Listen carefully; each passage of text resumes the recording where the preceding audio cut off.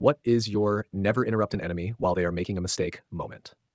My old boss, Mark, thought he was the smartest guy in the room, always. He had this habit of publicly embarrassing employees just to flex his authority. We all just dealt with it until he decided to make an example out of me. I was a systems analyst at a mid-sized logistics firm. Quiet guy, did my job, never missed a deadline. But one day, a company-wide email went out about budget cuts and low-efficiency personnel reviews. A few hours later, Mark calls me into his office and says, "You've been flagged for redundancy. Nothing personal, just numbers." Now, here's the thing. I'd actually built most of the automation tools our department used. The efficiency Mark was bragging about in quarterly meetings, that was my code quietly running in the background. Instead of arguing, I nodded and said, "Totally understand. Will HR reach out about my transition?" He smiled like he just won a poker game and said, "Exactly. Take the rest of the week off. We'll take it from here." So I left. But I didn't mention one small detail. None of the tools I created had documentation.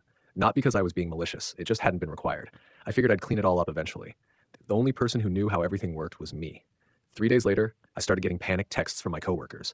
Shipments weren't being logged correctly, inventory mismatches were piling up, auto reports to clients failed. Turns out, Mark had no clue how dependent the company had become on the systems I built. Instead of admitting he messed up, Mark doubled down and tried to bring in an outside consultant. Guess who they called to try to explain the system? Me. I told them, unfortunately, I'm no longer employed there, but I'd be happy to consult at my freelance rate. They brought me in at triple my old salary. Mark tried to block the deal, insisting he could figure it out himself. He started manually adjusting files, accidentally deleted 3 months of shipment logs. The CEO found out. Within a week, Mark was pursuing new opportunities. I was offered his job. I declined, but stayed on as a consultant for 6 months, working part-time from home and making more than I ever did before. Never interrupt an idiot who thinks firing you will make him look smart. Sometimes the best revenge is just watching them crash without you.